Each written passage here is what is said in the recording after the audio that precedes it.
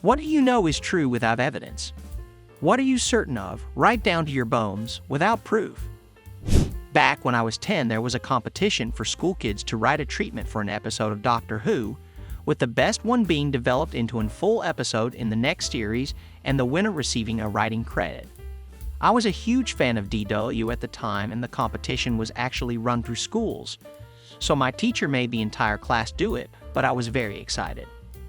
I began writing a story about the Doctor landing on a planet full of defective Cybermen, whose programming had gone awry and had been left on this asylum planet to rot. The Doctor lands there in response to a mysterious distress call from a woman and attempts to find and save her while avoiding the dangerous, dysfunctional Cybermen and the looming threat of planetary destruction at the hands of the normal Cybermen. I finished my short treatment and gave it to my teacher to submit. Unfortunately, it turned out the competition was very strict about the formatting of submissions, and mine was returned because I had used the wrong formatting in some way. It seemed like a weird reason. I was a bit disappointed, and that was the end of that. But then, a year or two later, there was an episode of DW called Asylum of the Daleks, which seemed incredibly similar to my story, except with Daleks. So incredibly, eerily similar, in fact, that to this day I am absolutely convinced that Stephen Moffat saw my script and came up with a formatting excuse so that he could remove me from the competition, steal my story, change the bad guys, and claim it as his own. I have zero evidence. I don't even still have the treatment I wrote or any letter from the BBC about my submission. And yet, I know in my bones that Stephen Moffat stole his script from 10-year-old me. Back when I was 18, I got my first tattoo, the Squaresoft logo on my upper arm. It was 2001, and I was also on my own in a new state. I was and still am a huge Earth fan, and it's the height of my geekdom. Well, I sent in a picture of me and my tattoo with a short letter about me and my favorite games to official PlayStation magazine. They published my letter and photo along with the caption, "We don't know whether to be impressed or frightened." The very next month, they started a Tattoo of the Month section, and I am absolutely sure 100% that I'd either started that or was the story that proved the concept, the test. Unless someone can come from that team's time and tell me I'm not, I'll always believe I was the star of that. Edit. Here is a current pic of the tat. I looked for several hours to try and find the original that I sent in. I thought I had it saved, but I guess it's lost forever. Sorry, everyone. The Truman Show was made to make me think the entire world watching my every move was a ridiculous notion. But I know better. I remember watching the episode where you watched that movie. Reverse psychology, showing you exactly what's happening to you with a movie so that you think that it's a ridiculous concept. You can't possibly be in a show, right? That my last boss secretly hated me even though we had, on the surface, a very positive relationship. My boss acted like we were friendly and encouraged me to be open with her. And then I got fired out of nowhere. So, that was obviously an act. Edit. I get it, y'all. Huge mistake on my own part to trust this person.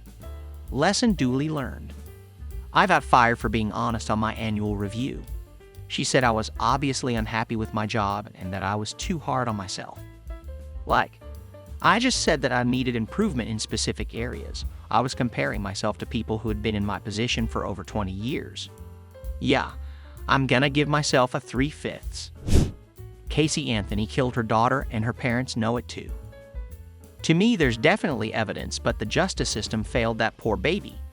And to me, what's worse is last year she apparently said she wants another child/children. Yeah, I remember hearing the same thing. Are they still looking for the real killer, or did it just die off? I have so many unanswered questions.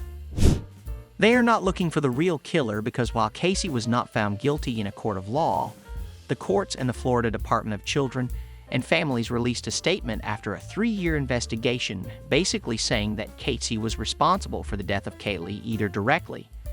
See the theory proposed by the prosecution that Casey wanted freedom and chloroformed and duct taped Kaylee, or indirectly by not protecting her from harm.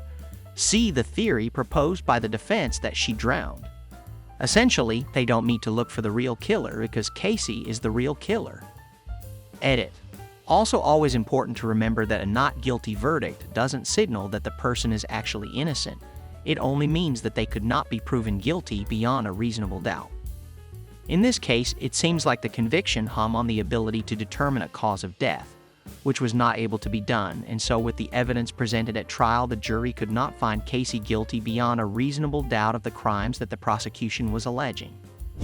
That being sick with a bacterial infection as an infant and almost dying is the reason why I'm never sick despite being a super unhealthy person. When I was in 10th grade, I came down with one hell of a sickness. Not like any regular cough and sore throat sickness. I'm talking like 104 fever, hard to see, could not even put myself into the reality that I was awake type of sickness. I remember being in school. I was a perfect attendance kid, and being pulled out of class to talk with my sister who lives across the state. But I know that couldn't have happened, and I think I was just having fever dreams while awake. My point is, after this I never got sick, ever. I threw up once in my 20s from drinking too much the night before, but I've never had a fever or anything of the sort since. The most I've gotten was a sore throat from allergies. It's been over 15 years and I still haven't gotten sick. No evidence to say this is why, but I've always told people the same thing as you. I believe I am responsible for Alex Rodriguez turning around his horrible season in 2009. Yes, I know that many sports fans think they can influence a player or team, but I really did it, folks. Allow me to explain. Like many Yankees fans, I was frustrated with A-Rod. He was always a bit of a dick, and he choked in high-pressure situations. It seemed he'd only get the big play when the Yankees were already clinched to win a game, but never when we really needed that hit. So, A-Rod started off the season abysmally. By the time the Yankees came to Atlanta, his average was at 213. You see, I live in Atlanta, so I bought the whole series.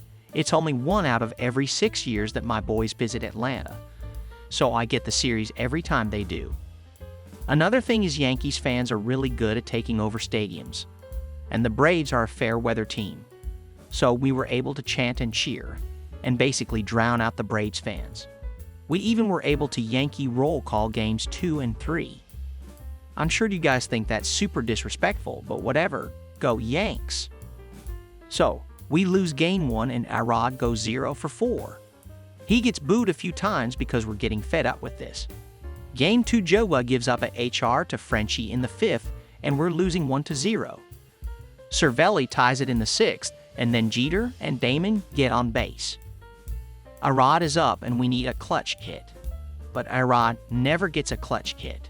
People were already starting to boo him. So I made a decision. If I can get him to be cheered on the road, maybe it'll fire a spark and get him out of this slump. So I start going crazy with "Let's go, A-Rod." Clap, clap, clap, clap, clap. It picks up steam. The Yankee boos start to quiet and Yankee fans around me pick up my chant. After all, we need a clutch hit, so why not? It spreads as A-Rod's at bat continues. Within about a minute, Turner Field is booming with an A-Rod chant. I think it's the first one I've heard in months, and it's while they're playing on the road. A-Rod crushes a liner to deep center and drives in both runs. Hell yeah, I still don't like you, A-Rod, but attaboy. We end up winning 8-4. So game 3, and I decided I'm chanting A-Rod all game. It's my personal goal to get him out of this slump. So every at bat, let's go, A-Rod. Clap, clap, clap, clap, clap. First inning, he hits a 2-run homer. We all erupt. Second inning, the chant is louder, and he drives in Jeets with a single. Fourth inning, we're even louder, and he reached on an error. Fifth inning, A-Rod walks. Seventh inning, he drives in Jeets and Damon with a single. And finally, he strikes out in the 8th. But all in all, A-Rod went 3 for 5 with 4 RBIs, and he had Yankee fan support the entire game. Support that I hadn't seen in months. A-Rod went on to play the Mets and have solid outings. Steadily, his batting average went up, though, from the 213, it was when he arrived in Atlanta, to 286 by the end of the regular season. Then he absolutely crushed it during the postseason. So, yeah, I contributed to that. I know players can get hyped by the fans, so I figured I'd show him some support because even though I didn't particularly like him, we needed his bat to perform. I've actually changed my mind on him since he's retired. As a commentator now, he's actually really likable, and he clearly knows his shit. So, A-Rod, you're good folk. And for proof, here's the game logs for the Yankees' 2009 season.